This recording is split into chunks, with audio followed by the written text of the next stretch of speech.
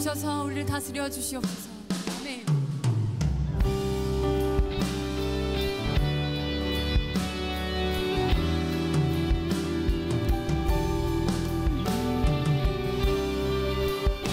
우리 마음 가운데 성령을 가득 부어주실 것입니다. 같이 고백합시다. 빈들의 마른 풀같이, 빈들의 마른 풀같이 시들은 나의 영혼, 주님의 약속한 성령 간절히 기다리네. 가물어 메마른 땅에 단비를 내리시듯 성령의 단비를 부어 새 생명 주옵소서. 아멘. 주님, 우리의 마음을 열고 나아갑니다. 우리의 마음 가운데 임하여 주시옵소서. 빈들의 마른 풀같이 시들은 나의 영혼, 주님의 약속한 성령 간절히 기다리네. 아멘. 가물어 메마른 땅에 단비를 내리시듯 성령의 단비를 부어 새 생명 주옵소서. 하늘 문 여소서, 하늘 문 여소서. 아멘. 주님, 주의 뜻 이루게 성령님 오소서.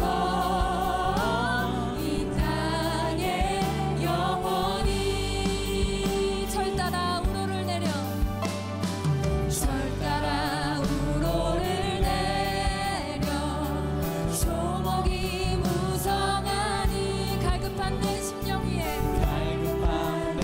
주님, 우리의 마음이 이렇습니다. 성령을 부소서. 가물어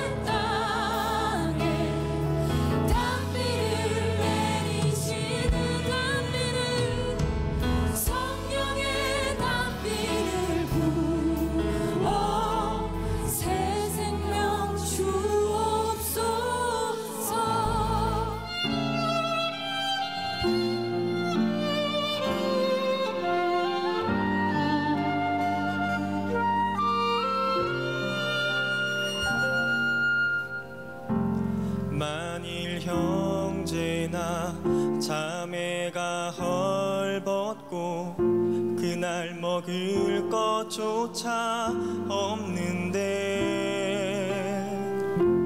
평안히 가서 따뜻하게 하고 배불리 먹으란 말만 하고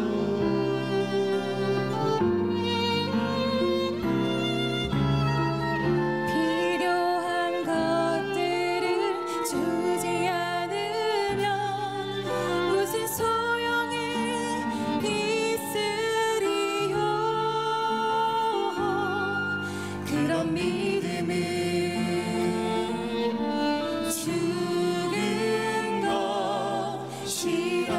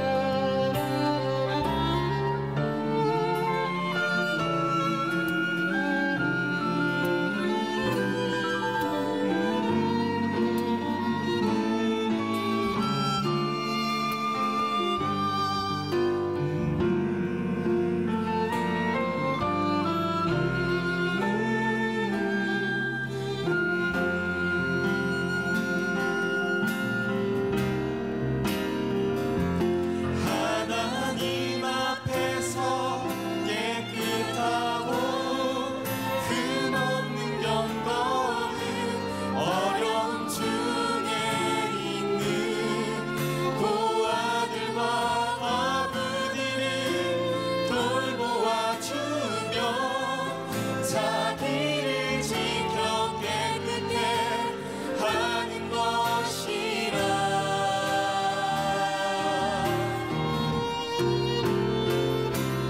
누구든지 제자의 이름으로 지극히 작은 자에게 냉수한 그릇이라도 대접하는 자는 결코 자기의 상을 잃지 않으리라. 주님 말씀하시네.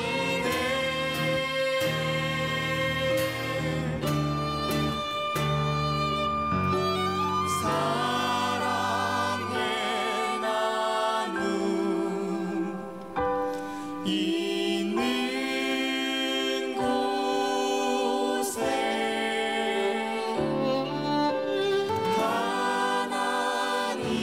하나님께서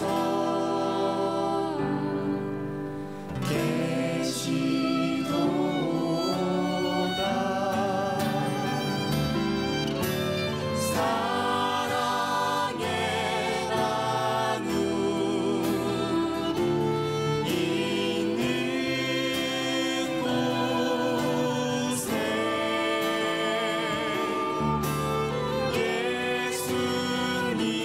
예수님께서 계시도다.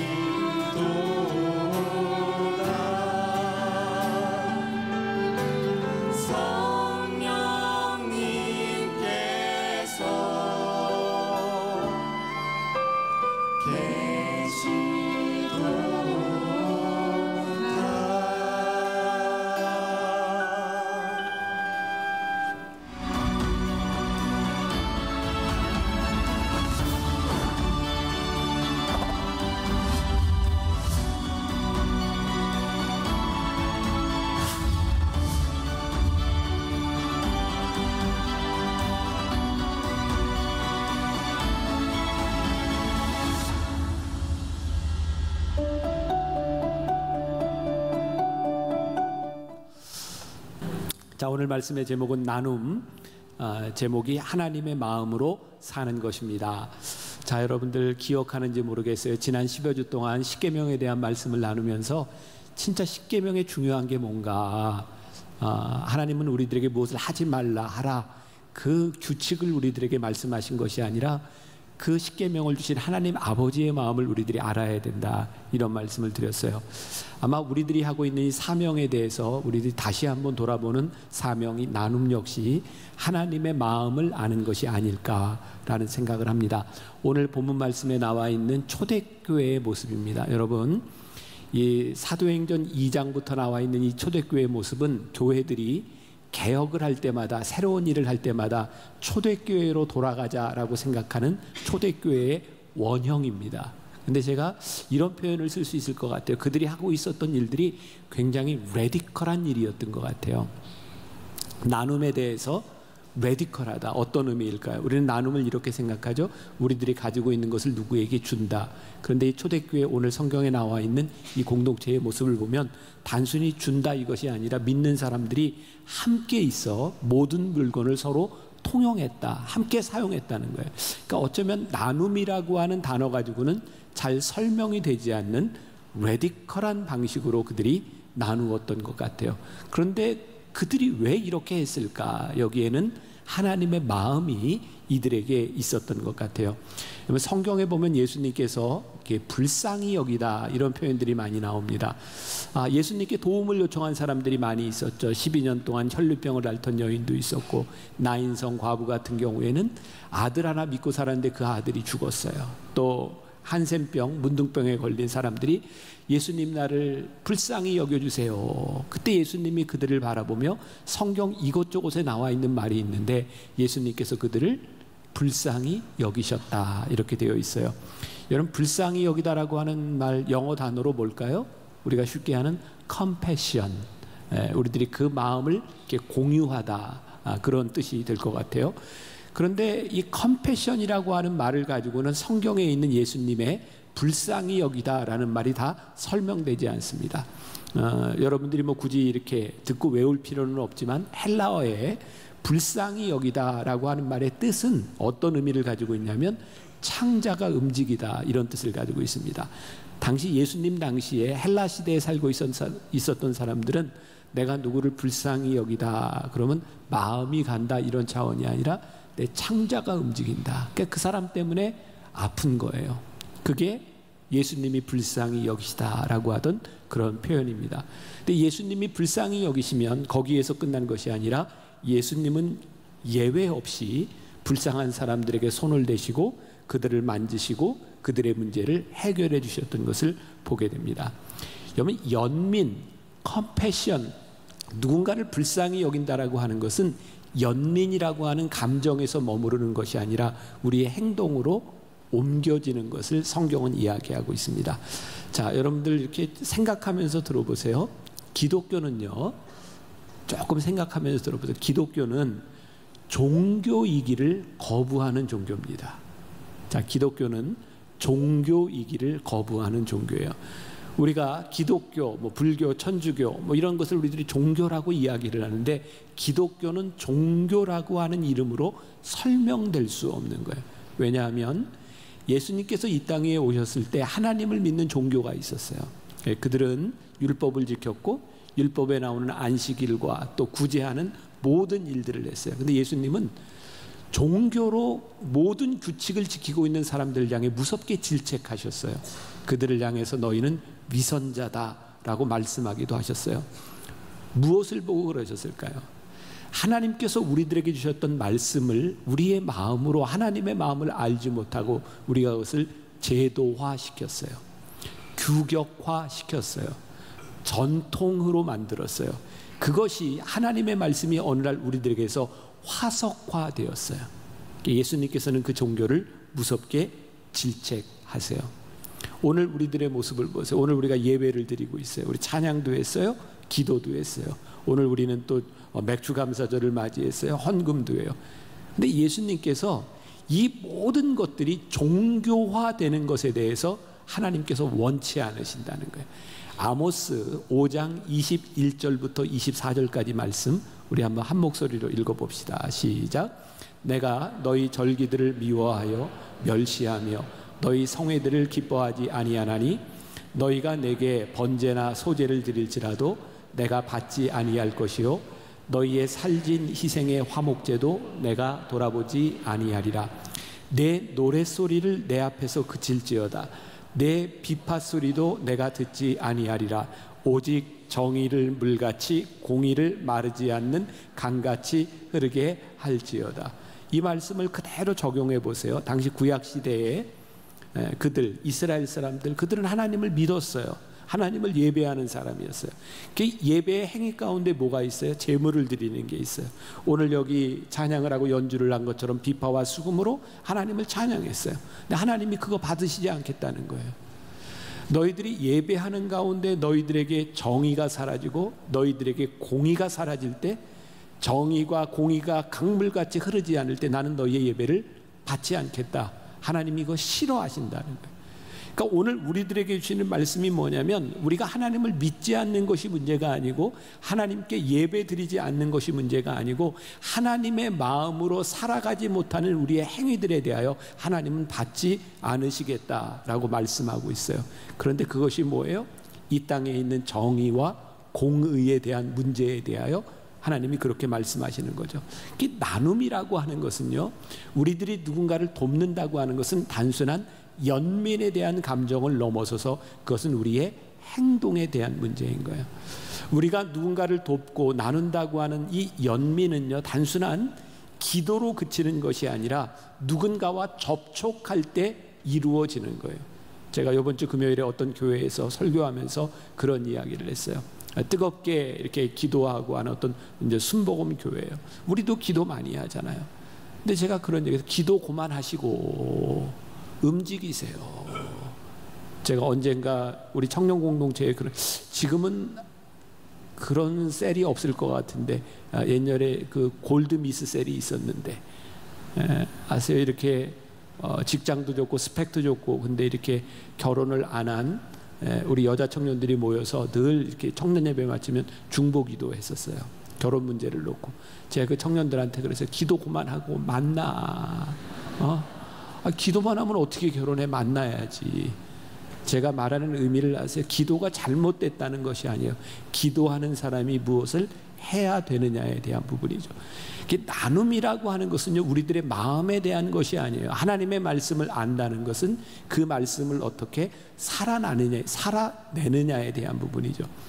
여러분, 우리 기독교에 있어서 굉장히 중요한 성례전이라는 게 있어요. 세례도 성례고 성만찬도 있어요. 옛날 초대교회는 매주 성만찬을 했거든요. 성만찬은 이렇게 표현을 해요. 내가 만찬에 참여하다. 영어로 얘기하면 take part in이라는 말입니다. participate in. 그게 뭔지 아세요? 예수님의 살과 피를 떼면서 내가 그 살과 피에 참여하는 거예요. 그러니까 기독교는요, 단순히 종교화가 돼서 그냥 형식으로 지나가는 것이 아니라 내가 예수님의 살과 피를 기념합니다라고 할 때 내가 거기에 참여하는 거예요. 그러니까 오늘 우리가 나눔에 대한 이야기는 단순히 누군가를 돕자 이런 차원의 이야기가 아니라 우리들의 삶에서 하나님께서 말씀하시는 나눔의 의미가 무엇인지를 아는 거예요. 여러분들에게 추천해도 괜찮은 책 같아요. 어려운 책은 아닌데 쉬운 예수는 없다. 제이슨 미첼이라고 하는 사람이 쓴 책입니다. 이 책에 보면 이런 얘기가 나와요. 저자의 친구가 릭이라고 하는 사람이 있었어요. 이 릭이라는 사람은 그 에이즈로 죽어가는 환자들을 돌보는 요양원에서 일을 하고 있었어요. 되게 이제 환자들의 옷을 갈아입히는 일, 뭐 침대도 정돈하는 그런 일을 하고 있었어요.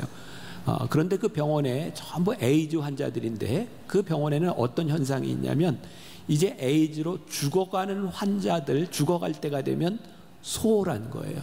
왜냐하면 전략적으로 뭐가 더 효과적이냐면 살아있는 환자를 돌보는 게 더 효과적이기 때문에 죽어가는 환자들한테는 소홀해야 돼요. 어느 날 이 릭이 그 죽어가는 환자를 방문하고 옷을 갈아입히고 침대를 정돈하고 나가려고 문고리를 잡는 순간 자기 손이 보였어요. 장갑을 끼고 있는 손. 그리고 자기는 지금까지 한 번도 에이즈 환자들을 돌볼 때 장갑을 벗지 않았구나라는 생각이 들었어요. 그때 하나님께서 그의 마음에 말씀하기 시작했어요. 요즘 책에 그런 표현들이 영어 표현이 많아요. 그릿이라고 하는 말이 종종 나옵니다. 미국에서 요즘 유행하는 말 같아요. 그릿이라고 하는 말은 뭐냐면 내 속에 있는 모든 것들을 다 끌어올리는, 능력을 끌어올리는 것을 greed이라고 이야기를 합니다. 이 rig은 그런 표현을 씁니다. 그때 내 속에 있는 하나님의 음성을 들었을 때 내 속에 있는 그 greed을 다 끌어올렸다. 그리고 그 속에서 고민을 하는 거죠. 결국 이 rig은 이제 죽어갈 날을 얼마 남겨놓지 않는 그 환자에게 가서 장갑을 벗고 그 환자를 포옹해 주었어요. 그때 환자는 이렇게 얘기합니다. 내가 2년 동안 이 병원에 있는 동안 장갑 없이 나를 만져준 사람은 당신이 유일한 사람입니다. 이 책에서 무엇을 이야기하고 싶었을까요? 연민이라고 하는 것, 누군가를 돌본다고 하는 것, 그것은 단순히 우리가 가지고 있는 감정에 대한 문제가 아니라 우리들 속에서 말씀하시는 하나님의 음성에 우리들이 리스판스 하느냐 하지 않느냐에 대한 부분이죠. 그 제이슨 미첼은 그 책에서 우리가 누군가를 돕기 위하여 연민을 가지는 것, 그것을 넘어서기 위하여 3가지가 필요하다고 말을 합니다. 그 첫 번째는 인생에서 삶의 속도를 늦추어라. 2번째는 힘듦을 각오해라. 3번째는 불편함을 감수해라 라는 거예요. 자, 속도를 늦추라. 아마 요즘 살아가는 사람들이 제일 많이 하는 말 가운데 하나가 바쁘다는 말이야. 나 바빠. 그리고 왠지 바쁘다고 하는 말을 안 하면 없어 보이잖아요. 그래서 우리들이 있어 보이기 위해서 나 바빠 라고 이야기를 합니다. 그리고 우리 크리스찬들에게 습관처럼 되어 있는 누군가 나를 귀찮게 하는, 그래서 아마 여러분들에게도 나에게도 해당되는 일일지 몰라요. 누군가가 막 이야기를 할 때 네, 내가 기도할게요. 그 말은 그만하세요. 그런 의미죠. 그리고 내가 여러분들에게 언젠가 한번 그런 팁을 드렸던 것 같은데, 목사님과 이렇게 대화를 하는데 목사님이 기도하겠습니다. 기도해 봅시다. 그 말은 하기 싫다 이런 말이라고. 그죠? 우리들 참 신기하죠? 언제부터인가 우리들이 종교화되었다고 하는 게 기도가 하나님의 마음을 아는 것이 아니라 우리들의 책임을 면제하는 수단이 되어 버렸는지 몰라요. 그래서 제이슨 미셸이 이런 얘기를 합니다. 여러분들의 삶에 바쁘다고 하는 것, 그것을 우리들이 어떻게 바꿀 수는 없습니다. 그러나 바쁘다고 하는 것과 서두른다고 하는 것은 다른 차원의 문제입니다. 여러분 아무리 바쁘지만 여러분들의 인생을 서두르지 말고 바쁜 가운데도 여러분들이 돌아보아야 될 것을 돌아보세요. 예수님께서 이 땅 위에서 공생의 사역을 하실 때 참 힘들고 바쁘고 많은 사람들이 쫓아다닐 때 누가 예수님의 옷을 만졌을 때 예수님이 그걸 무시하지 아니하고 누가 내 옷을 만졌다. 그리고 예수님은 예수님의 몸에서 능력이 나가는 것을 보셨어요. 그러니까 우리들의 삶이 참 바쁘기는 하지만 우리들의 삶의 속도를 늦춰야 되는 순간들에 대하여 우리들이 무감각하지 말아야 한다. 여러분, 우리가 힘듦을 각오해야 된다라고 하는 게 뭘까요? 누구를 돕는다고 하는 건 굉장히 어려운 일입니다. 뭐가 어려운지 아세요? 우리는 효율적인 생각을 해요. 내가 돕는 게 이만큼의 효과를 낼 수 있다면 우리는 기꺼이 도울 수 있는 사람들이 많을 거예요. 또 내가 도운 것만큼 그것이 리워드가 돼요. 나에게 보상이 돼요. 그 보상이라고 하는 물질적인 보상이 아니라 내 마음을 흡족하게 해줄 수 있으면 도울 수 있을지 몰라요. 근데 우리의 도움이 다 그렇지 않다는 거죠. 지난번 제가 미국에 갔을 때 미국에서 이제 캐나다 이렇게 넘어가서 몬트리올이라고 하는 그 거리를 걷고 있었어요. 제 아내하고 둘이 이렇게 저녁을 먹고 걷고 있는데 미국 캐나다도 참 이렇게 노숙자들, 구걸하는 사람이 많습니다. 다리가 없는 한 사람이 이렇게 컵을 하나 들고 구걸을 하고 있었어요. 제가 가다가 우리 아내에게 잠깐 그 돈이 있으면 좀 달라고 해서 지폐 중에 제일 작은 단위였던 것 같아요. 한 5불 정도 제가 그 사람에게 이렇게 넣고 갔어요. 근데 그 사람이 깜짝 놀라는 거예요. 그러면서 잠깐만, 한국말로 한 건 아니에요. 잠깐만 하더니 그 사람이 이런 얘기를 해요. Too much. 너무 많다는 거예요. 그걸 깜짝 놀란 표정으로 그 돈을 다시 돌려주려고 그래요. 괜찮다고. 물론 한국말로 한 건 아니에요. 그리고 이렇게 왔어요. 내가 어떤 기준을 여러분들에게 이야기하려고 하는 것은 아닌데 그냥 내 삶에 그냥 한 가지 노력하는 것 중에 하나가 어떤 길거리를 가다 보면 구걸하는 사람들을 많이 만날 때도 있어요. 근데 우리들이 뭔가를 다 할 수는 없지만 그냥 이건 내 기준이에요. 내가 만나는 오늘 한 사람에게만은 내가 그래도 도움을 주고 싶다. 그냥 내가 지키려고 하는 것 중에 하나. 그게 액수가 얼마나 되는지 몰라요. 물론 5,000원이라고 하는 액수가 구걸하는 사람에게 굉장히 큰 액수일 수도 있고 작은 액수일 수도 있어요. 근데 그 사람은 그 돈을 받고 굉장히 놀랐어요. Too much. 너무 많다는 거예요. 근데 제 아내가 옆에서 저한테 그런 얘기를 하더라고요. 요즘 구걸하는 사람 중에 부자가 많대. 모르겠어요. 구걸에서 얼마나 벌을 수 있는지. 근데 제가 그렇게 얘기를 했어요. 구걸에서 아무리 부자가 돼도 저 사람은 구걸하는 사람이에요. 그리고 우리들이 속을 수도 있어요. 그러나 그것을 구걸해야 먹고 사는 사람들이 있어요. 이건 그냥 제 삶의 기준을 이야기하는 거예요. 그래서 다 할 수는 없지만 그냥 내가 만나는 사람에게 하루에 한 사람에게만이라도 내가 그렇게 도움을 주었으면 좋겠다. 그러니까 나를 만족시키는 것이 아니라는 거예요. 그러니까 우리가 누군가를 도우려고 하는 것은 나의 만족으로 생각하면 그것은 참 힘든 일이 될 수도 있다. 우리들이 누군가를 돕는다고 하는 일들이 얼마나 우리를 불편하게 하는 일들인가. 지금 여러분들 오늘 광고를 보면서 여러분들이 해외 단기 선교도 있고 국내 단기 선교도 있고 우리 청년들이 누군가를 돕는 일들, 그 단기 선교를 하는 일들이 너무 자연스럽게 되어 있지만 제가 98년부터 만나교회 청년 목사였거든요. 그러니까 아마 청년 목사로서 이제 만나교회에서 처음 단기 선교를 시작한 게 제가 98년이었어요. 그러니까 여러분들의 단기 선교 역사는 제가 청년부를 시작할 때 처음 필리핀에 단기 선교를 갔던 거예요. 필리핀에 우리 청년들 한 70명이 그때 이제 한꺼번에 같이 갔는데 거기에서 이렇게 산지로 이렇게 오지에 있는 곳에 이렇게 방문을 하게 돼요. 거기서 이제 전도도 하고 여러 가지 프로그램을 하는데 필리핀이 덥잖아요. 이렇게 단기 선교 활동을 하다가 정말 콜라가 먹고 싶었어요. 그래서 한 가게에 들어가서 콜라를 샀어요. 그랬더니 콜라 이렇게 병마개를 딱 따더니 비닐봉지를 하나 가져서 거기다 콜라를 따로 주더라고요. 그리고 묶어서 콜라를 주는 거예요. 그래서 병은 안 줘요. 병이 귀한 거예요. 그래서 그 비닐봉지에 넣어서 콜라를 가지고 오니까 미지근하게 데워진 콜라를 먹으면서 야, 이 콜라를 하나 먹는 일이 우리들에게 아무것도 아닌 것 같은 그 일이 정말 이곳에서는 정말 귀한 일이 될 수 있구나 라는 생각을 했어요.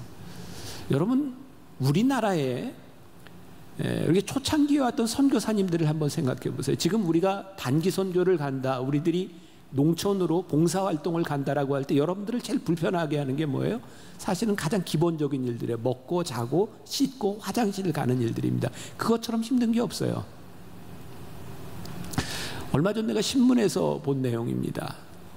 우리나라에 50년 동안 우리나라에 와서 수녀로 50년을 산 이태리 수녀님에 대한 이야기. 25살에 우리나라에 와서 50년 동안 한센병자들을 돌보는 일을 하고 있어요.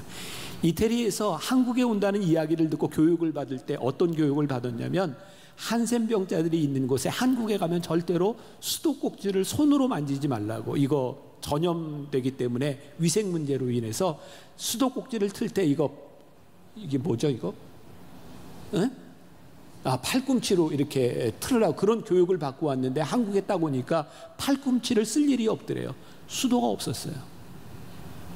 그게 우리나라 현실이었던 거 아세요?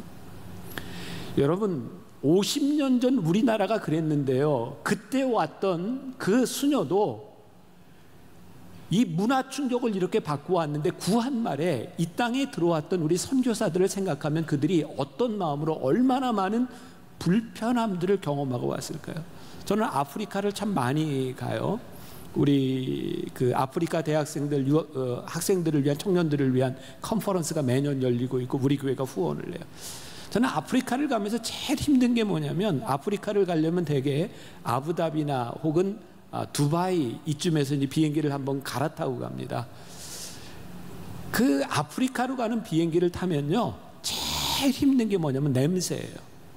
중동 사람들의 그 독특한 땀 냄새, 아프리카 사람들의 암내. 그런데 비행기에서 그 냄새를 좀 이렇게 없애보려고 향수를 뿌려요. 정말 속이 뒤집혀지는 건 그 냄새에 향수를 더한 냄새입니다. 정말 힘들어요. 그리고 제가 몇 년 전 아프리카 갔을 때 좀 일찍 도착해서 그 학생들과 함께 그 기숙사에서 처음 아침밥을 먹을 때였어요. 아침밥을 먹고 이렇게 줄을 서 있는데 빵 한 조각을 주더라고요. 그리고 잼을 이렇게 한 스푼 줬어요. 그게 서 있었어요. 그래서 옆에서 왜 나한테 서 있느냐 그러더니 이건 아닌, 이게 단가? 그랬더니 다래요. 너무 서운한 거예요.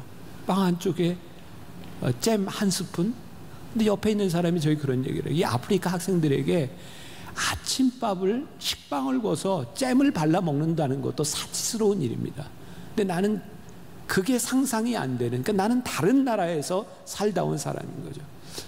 우리가 누군가에게 도움이 된다, 누군가와 함께 한다고 하는 일은요, 결코 쉬운 일이 아닙니다. 그런데 이 모든 일들이 제가 조금 이따 이야기를 하겠지만 단순히 우리가 선한 마음 여기에서 나오는 것이 아니라 예수님을 믿는 우리들에게 우리에게 주시는 게 무엇인가. 그러니까 제이슨 미첼이 쉬운 예수는 없다. 여러분들이 예수님을 믿기 때문에 우리들이 인생을 쉽게 살아가는 것이 아니라 하나님께서 우리들에게 주시는 마음이 무엇인가, 그것이 필연적으로 우리를 불편하게 하고 우리를 힘들게 하고 바쁜 생활 가운데서 우리로 하여금 우리의 삶을 정지하게 만드는 그 일들을 우리들이 능히 감수할 수 있는가. 쉐인 클레어본이 쓴 믿음은 행동이 증명한다라는 책이 있습니다.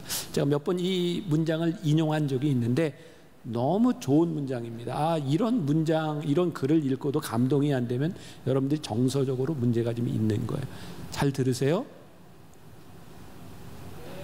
잘 들으세요? 네. 내 친구 하나는 브라질 민중의 해방을 위해 평생을 싸웠던 까마라 주교의 말이 새겨진 티셔츠를 입고 있다. 거기에는 내가 배고픈 사람들을 먹이면 그들은 나를 성자라고 부른다. 그러나 배고픈 사람들에게 왜 배가 고픈지 물으면 그들은 나를 공산주의자라고 부른다라는 글귀가 적혀 있다. 자선에는 보상과 갈채가 따른다. 그러나 가난한 사람들과 어울리면 죽임을 당한다. 자선을 베풀었다는 이유로 십자가에 달리는 사람은 없다. 그러나 사회 질서를 붕괴시키고 새로운 세상을 주장하는 예수님의 사랑을 따라 살면 십자가에 매달린다. 가난한 사람들을 도왔다는 이유로 십자가에 달리는 사람은 없다. 그러나 그들과 한패가 되면 십자가에 달린다. 누군가를 도왔다는 이유로 성자라 불리움을 받고 누군가에게 자선을 베풀었다는 이유로 칭찬을 받는다고 하는 것은 예수가 없는 사람도 합니다. 그러니까 세상 사람도 할 수 있는 일입니다. 오늘 우리들에게 나눔이라고 하는 말은요, 단순히 선함에서 오는 것이 아닙니다. 예수님 때문에 우리들에게 주시는 그 마음이 무엇인가. 오늘 초대교회 공동체로 들어가요. 그들이 무서워서 문을 잠그고 기도하고 있다가 성령을 체험하고 나서 그들이 문을 열고 나갑니다. 그리고 그들이 초대교회 공동체를 세웁니다. 본질적으로 아주 레디컬한 공동체를 세웠어요. 그들이 가지고 있는 것을 통용하며 사람들의 필요를 따라 나누어지는 삶을 살기 시작합니다. 그들이 도왔던 방식, 그들이 살았던 삶은요, 그들이 착한 사람이었기 때문에 한 일들이 아니었습니다. 그들은 성령을 체험하고 났을 때 하나님의 사람이 되어 그들이 시작한 일이 초대교회 공동체였어요. 그들에 대하여 이런 평가가 내려집니다. 오늘 본문 47절에 그들이 하나님을 찬미하고 백성들에게 칭송을 받으니 하나님께서 구원받는 숫자를 더하셨다. 자, 여기 아주 중요한 부분이에요. 우리가 선행을 한다, 교회에서 착한 일을 한다, 누군가를 돕는다라고 하는 본질적인 이유는 세상 사람들에게 칭송을 받기 위한 것이 아니에요. 그런데요, 우리가 하나님을 예배하고 말씀대로 살아가면, 본질적으로 말씀대로 살아가면 세상이 우리를 칭찬하게 되어 있어요. 그러니까 우리가 이 세상에서 칭찬을 받기 위해서 신앙생활을 하는 것은 아닌데, 본질적인 신앙생활에 충실하면 칭찬을 받게 되어 있는 거예요. 그러면 오늘날 우리 교회가 세상 사람들로부터 칭송을 받지 못하고 있다라고 하면 반대로 무슨 이야기? 우리가 본질로부터 벗어나 있구나라는 생각이 들지 않으세요? 2000년 기독교 역사 가운데 정말 놀라운 일은요, 교회의 부흥의 역사들이 일어난 곳에 필연적으로 일어났던 일들이 뭐냐면 사람들로부터 칭찬을 받는 일들이었어요. 여러분 이거 구분할 수 있어야 돼요. 교회가요, 세상의 권력과 더불어서 부귀와 영화를 누리고 권력자와 한편에 서 있을 때 백성들은 교회를 증오합니다. 그런데 권력자들의 압박을 받으며 핍박을 받는 교회가 되기 시작할 때 세상 사람들이 교회를 칭송하기 시작합니다. 여러분 참 신기하죠? 이 땅에 많은 백성들 어려움을 당하고 핍박을 받는 사람들이요, 교회를 바라보며 본질적으로 교회에 어떤 모습이 있는가를 보는 거죠. 저는 박사학위 논문을 쓸 때 예수 믿지 않는 사람들의 눈에 비친 교회라고 하는, 그런 한국말로 하면 그런 제목으로 논문을 썼어요. 그때 제 마음 가운데는 교회 성장에 대한 생각들이 많이 있었어요. 하나님이 이런 생각들을 많이 바꾸어 주셨는데 나는 어떻게 하면 교회가 부흥할까, 어떻게 하면 교회가 성장할 수 있을까, 전략적으로 내가 공부할 때 생각했던 게 뭐냐면, 초대교회부터 중세, 근대에 이르기까지 예수 믿지 않는 사람들에게 칭송을 받는 교회가 부흥하더라고요. 나는 우리 교회가 예수 믿지 않는 사람들에게 칭찬받는 교회가 되고 싶었어요. 그런데 만나교회 목사가 돼서 그렇게 목회를 하고 선교학을 공부하고 여기까지 오다 보니까 그것이 아니라 세상 사람들에게 칭송을 받기 위한 교회가 되는 것이 아니라 본질적으로 교회가 하나님 마음 앞에 서면 세상이 교회를 칭송하게 되어 있더라고요. 그러니까 우리는 교회의 부흥을 목적으로 하는 사람이 아니라 본질적인 교회론 앞에 서 있으면 하나님께서 교회를 만들어 가시는 것을 우리들이 보게 되어 있는 거죠. 이것은 성장과 동일한 일은 아니에요. 자, 또 하나의 문장, 이건 우리 청년들이 좀 가슴에 좀 새겼으면 좋겠다 싶어서 이렇게 잘 쓰는 게 익숙하지 않은 사람은 그냥 찍어도 괜찮아요. 띄워줘 보세요. 예배는 하나님께 드리는 최상의 봉사이며 봉사는 세상 속에서 몸으로 드리는 최고의 예배입니다. 자, 여기 하나님께 드리는 예배라고 하는 말이 영어 단어로 뭐가 쓰여 있어요? 서비스. 또 세상 사람들을 섬기는 게 뭐예요? 서비스예요. 그러니까 예배는 하나님께 드리는 최상의 봉사인 거예요. 그리고 우리가 세상 속에서 몸으로 드리는 최고의 예배가 뭐냐면 세상을 서비스하는 거예요. 그러니까 참 놀랍죠? 하나님을 섬기는 일이나 세상을 섬기는 일이 별로 다르지 않다는 거예요. 이것은 우리들에게 전략에 대한 문제가 아니라는 거예요. 자, 오늘날 교회를 바라보면 우리들의 문제는 무엇일까? 나눔이 본질적으로 하나님 말씀에 근거하지 않는 이유는 무엇일까? 자, 오늘 여러분들에게, 청년들에게 책을 하나 소개한다면 애담 그랜트의 Give and Take라고 하는 책을 한번 보세요. 이건 경영서적입니다. 애담 그랜트가요, 사람을 세 종류로 나누죠. 하나는 테이커, 또 하나는 매처, 또 하나는 기버, 이렇게 나눕니다. 이 책에서요, 성공하는 사람들은 대개 기버라고 이야기를 합니다. 여러분, 테이커는 어떤 사람이냐면 세상에 살아가면서 늘 남의 등을 쳐먹는 사람이에요. 그러니까 내가 저 사람에게서 뭘 얻을 수 있을까? 테이커입니다. 가장 나쁜 유형이죠. 또 막 이 얘기 여러분들 머릿속에 막 떠오르는 그 사람? 그 개구나 개. 아주 보편적인 유형은 뭐냐면 매처예요. 기브 앤 테이커. 그러니까 내가 이렇게 준 만큼 받으면 되는 거예요. 근데 세상에 성공하는 사람을 보면 다는 아니지만 대부분의 성공하는 사람들은 그냥 기버라는 거예요. 누군가 이렇게 베풀었던 사람들, 그것이 어느 날 다 돌아오게 되는 거죠. 교회가 왜 세상 사람들에게 칭찬을 받지 못하고 이기적이라고 하는 이야기를 듣는가? 본질적으로 교회는 말씀으로, 그리고 기버가 되어야 되는데 교회가 매처가 되어버린 거예요. 우리들이 선행을 베푸는 이유가 있어요. 내가 이만큼 선행을 베푼 것만큼 우리들이 받아야 되는 거죠. 교회가 어느 날부터인가 권력과 힘을 가진 사람들에게 우리가 이만큼 받아야 된다고 우리의 주장을 하기 시작합니다. 저는요, 이건 아주 본질적으로 잘못된 부분이라고 생각을 합니다. 물론 지금 여기에서 이야기하는 제가 만나교회 리더로서 이 교회를 이렇게 운영하잖아요. 교회를 운영해야 돼요. 여기 우리 교회는 페이를 받는 직원만 해도 100명이 넘는 교회예요. 많은 것들이 우리들의 운영이라고 하는 매니지먼트가 필요한 겁니다. 그럼에도 불구하고 교회가 어떻게 효율적으로 운영할까? 이것은 교회 공동체가 아니라는 거예요. 효율성이 필요하지만 이것을 뛰어넘어선 그 무엇이 교회에 존재할 때 이것이 교회일 수 있는 거죠. 아주 레디컬한 공동체가 뭐냐면요, 우리들이 주었으니 받을 수 있는, 우리가 계산할 수 있는 공동체가 아니라 그들의 필요가 무엇인지에 따라 우리들의 것을 통용하고 나누어주는 기버가 되어보라는 거예요. 본질적인 성공, 여러분, 교회가 성공한다고 하는 것이 지금 이 개념이 세상적인 개념에서의 성공이 아니라 본질적인 성공이 무엇일까요? 하나님이 우리를 쓰시는 하나님의 마음을 가진 본질적으로 성공적인 공동체가 된다고 하는 것은 하나님의 마음으로 움직이는 공동체가 되는 거예요. 여러분들의 인생에서 본질적으로 성공적인 인생을 살아간다고 하는 것은 무엇일까? 내가 준 것만큼 받는, 내가 누군가를 이렇게 테이크해서 내가 부를 이루는 것이 아니라 하나님이 여러분들을 부르신 그 삶 앞에서 우리들이 기버가 되고 말씀에 성실한 사람이 될 때 우리의 인생의 성공자가 된다고 하는 것이 무엇인가? 교회는 경제적인 논리로 이루어지는 것이 아니고 나눔은 경제적인 원리를 넘어서는 거죠. 오늘 제가 이야기하는 나눔은 그런 이야기를 하는 거예요. 제가 몇 년 됐죠. 어떤 소도시에 연합 집회를 갔을 때입니다. 집회를 하는 중에 어떤 목사님이 그런 얘기를 그 이제 진주시였어요. 진주. 거기 이 진주의 한 교회 중에 교인들이 한꺼번에 100여 명이 교회를 떠났대요. 이유가 뭐냐면 그 교회가 건축을 하고 났는데 건축 빚이 있고 교회가 너무 어려우니까 교회에서 운영하고 있었던 어린이집을 폐쇄했답니다. 근데 그 100여 명의 어린아이들이 다 어디로 갔냐면 절에서 운영하는 어린이집으로 다 갔어요.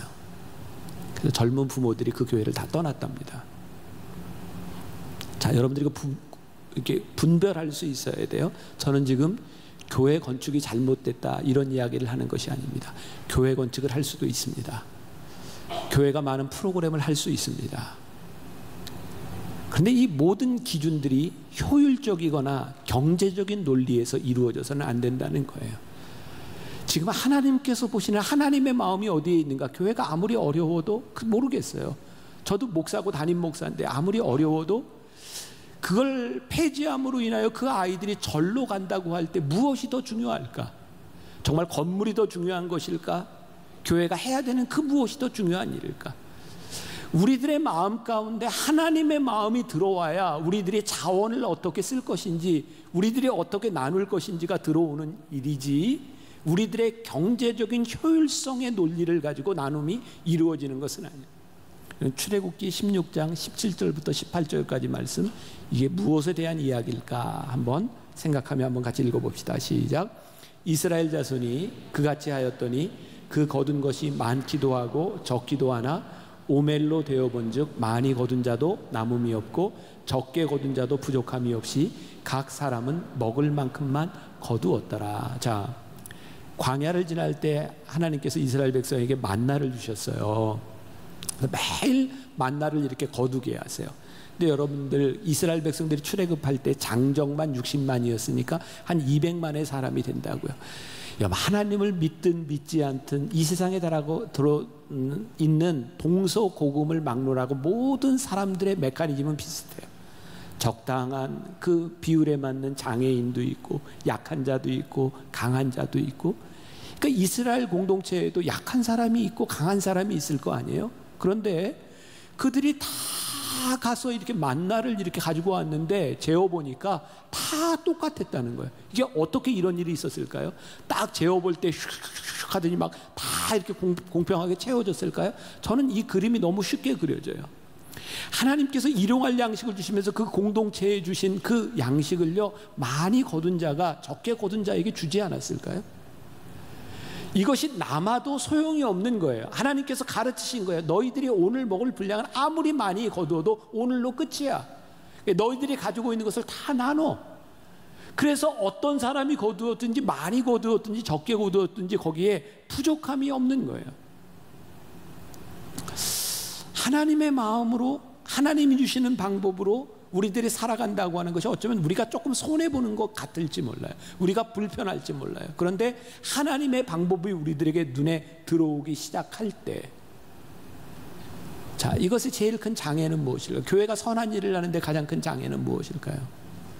나는 그런 생각이 들어요. 교회가 가지고 있는 제일 극복하기 어려운 부분, 그게 뭐냐면 교회가 가지고 있는 자기애죠. 자기애. 그러니까 교회가 선한 일을 하면 참 힘든 게 뭐냐면 자기 이름을 드러내는 일인 거예요. 그러니까 만나교회가 어떤 선한 일을 하면 만나교회가 이런 일을 했어라고 할 때 우리들의 가슴이 뿌듯한 거예요. 자, 오늘 월드 휴먼 브릿지 선데이, 선데이, 착할 선자, 이렇게 선데이로 지나가고 있습니다. 그러니까 여러분들이 만나교회 공동체에서 함께 사역을 하고 함께 예배를 드리는 분들이니까 우리 교회의 중요한 사역을 내가 한번 설명을 할 필요가 있을 것 같아요. 한 10년쯤 전입니다. 그러니까 제가 이제 많이 아팠던 건 벌써 한 13년쯤 됐네요. 13년, 12년. 네. 우리들의 삶에요, 이렇게 중요한 이렇게 좀 위기들이 있어요. 이제 여러분들도 살아가다 보면 다 이제 그런 일들을 경험하게 될 거예요. 저에게 있어서 그런 위기의 순간이 온 거죠. 제가 이제 건강을 잃었던 순간, 그리고 119에 이렇게 실려가면서 처음으로 40대 중반에 나는 정말 심각하게 죽음을 생각해 보았어요. 아, 사람이 이러다 죽는구나. 그러니까 119 구급차 안에서 내가 이렇게 죽을 수도 있구나라는 생각을 했어요. 그러니까 저는 여러분들에게 좀 그런 이야기를 드리고 싶은데, 여러분들의 인생을 이렇게 살다가 죽음을 생각할 만큼 치열한 여러분들의 인생의 순간을 지날 때, 그건 하나님 앞에 굉장히 큰 축복입니다. 그러니까 여러분들 어려움을 당하고 여러분들의 삶에 아주 위험한 순간을 지날 때, 그건 하나님 앞에서 우리의 삶을 돌아볼 수 있는 아주 좋은 순간인 것 같아요. 나는 그때 119 구급차 안에서 나는 이제 말도 하지 못하고 몸이 이제 굳어가고 있었고, 그리고 그 안에서 이렇게 체크하는 나를 이렇게 보면서, 아, 사람이 이렇게 죽을 수도 있구나 하는 순간에 하나님께서 나에게 그런 물음을 던지셨거든요. 내가 죽어서 하늘나라에 갈 때 하나님은 나에게 너 어떤 교회, 어떤 큰 교회 목회하다 왔냐, 하나님은 나에게 그거 물으실 것 같지 않았어요. 근데 이거 한마디 물으시겠더라고요. 너 뭐 하다 왔냐. 제가 거기에 대답해야 되겠다는 생각을 했어요. 그리고 하나님이 나를 만나교회 담임 목사로 부르셨으면 이 만나교회에, 그리고 만나교회 함께 신앙생활하고 있는 이 공동체에도 동일하게 물으실 것 같았어요. 너희는 만나교회에서 무엇을 했냐. 근데 그때까지 저에게 있어서 제일 큰 문제는 뭐였냐면, 제일 큰 성공은 뭐였냐면 교회였어요. 교회. 목사로서 교회가 성장하는 것, 그거 싫어할 사람이 누가 있었어요. 만나교회는 많이 성장하고 있었고 나는 이런 큰 교회의 목사이고, 근데 그것이 본질적으로 하나님 앞에 올바른 물음이 아니었어요. 내가 뭐를 하다 하나님 앞에 갈 건가. 그때 제가 깨닫게 된 게 뭐냐면, 하나님은 만나교회의 일을 소중히 여기시는 분이 아니라 하나님의 일을 소중히 여기신다는 분이었고, 하나님은 저를 통해서 만나교회의 이름이 드러나는 것이 아니라 하나님의 이름이 높아지기를 원하신다는 거였어요. 그래서 그 물음에 답해야 되겠다. 그래서 그런 결심을 하게 됐어요. 하나님, 우리 교회가 하는 일들이 만나교회를 드러내는 일들이 아니라 하나님을 드러내는 일이 될 수 없을까요? 그리고 우리가 하는 선한 일들이 교회를 드러내는 일들이 아니라 하나님이 드러나는 일이 될 수 없을까요? 근데 그때 내 마음 가운데는, 내가 그런 공부도 했지만 어떻게 교회가 선한 일을 할까, 그런 고민을 많이 했었어요. 그러니까 근본적으로 좀 괜찮은 사람인 거죠. 여러분들이 반응을 안 보이니까 나 스스로 이렇게까지 얘기를 해야 되나, 이런 자괴감이 들기도, 내가 이러려고 만나교회 담임 목사가 됐나 하는 생각이 들기도 하고, 근데 내가 나쁜 고민을 했던 건 아니에요. 어떻게 선한 일을 할까. 그런데 그런 고민 속에 가장 큰 장애가 있는 거예요. 뭐냐면, 지난 몇십 년 동안 한국 교회에 있었던 많은 불미스러운 일들, 그런 일들을 통하여 교회가 크레딧을 잃어버린 거죠. 그래서 교회가 무엇을 한다고 하면 사람들이 그걸 그렇게 좋게 보지를 않는 거예요. 그러니까 제가 지자체하고 정부하고 어떤 단체하고 일을 하려고 할 때도 만나교회라고 하는 것은, 죄송해요, 만나교회가 하는 일들이 하나님의 일에 장애가 될 때가 있더라고요. 걸림돌이 될 때가 있더라고요. 그래서 그런 생각을 했어요. 하나님, 그렇다면 만나교회라고 하는 이름 떼고 하나님의 일을 하면 좋겠습니다. 그래서 우리가 비영리 단체를 만들어야 되겠다라는 생각이 들었어요. 그때 저를 많이 도와줬던 두 분이 있어요. 많이 조언을 해주셨죠. 여러분 김동호 목사님이라고 아실 거예요. 또 한 분은 손봉호 교수님이라고. 제가 이런 비영리 단체를 하겠다고 했을 때 그분들이 조언을 해주셨는데, 김동호 목사님은 저한테 이런 얘기를 했어요. 목사님, 이 비영리 단체를 만들어서 NGO를 할 때 다른 교회하고 같이 하지 말고 만나교회 혼자 하세요. 만나교회 정도 규모면 언제든지 혼자 할 수 있어요. 한국 교회는 절대 연합이 안 됩니다. 그러니까 나도 참 이상한 사람이죠. 그 얘기를 들으니까 연합을 해야 되겠더라고요. 안 된다고 하니까 해보고 싶었어요. 그래서요, 그 당시에 제가 다른 교회에 이렇게 집회를 나가면 설교를 마치고 나서 그 목사님과 장로님들한테 계속 제가 가지고 있는 꿈을 나누기 시작했어요.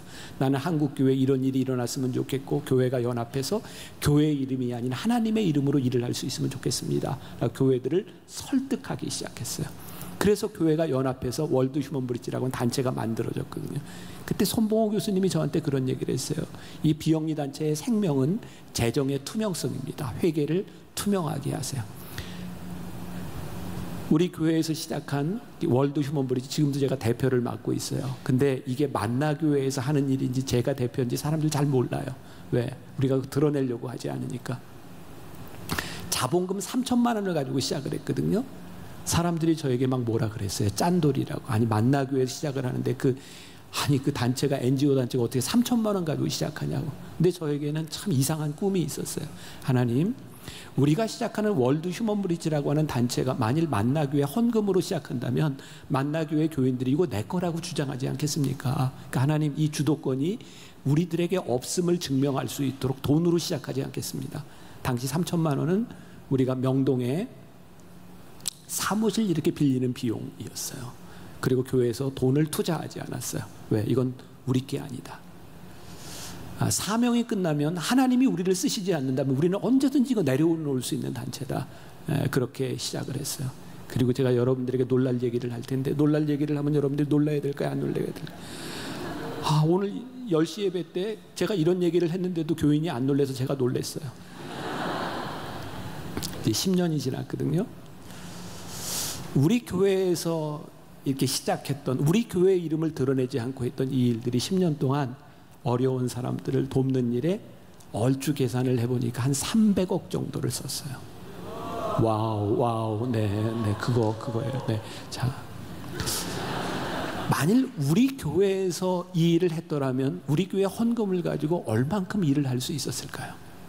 근데 저에겐 그냥 황당한 꿈인 거예요. 우리는 그렇게 하지 말고 우리들이 회원들을 모집해서 10,000원, 20,000원 회원들을 가지고 우리 사무실의 인건비와 사무실 운영비를 쓰고 사람들이 도네이션 하면 그 사람들이 원하는 것만큼 그대로 쓰여지도록 하면 얼마나 좋을까?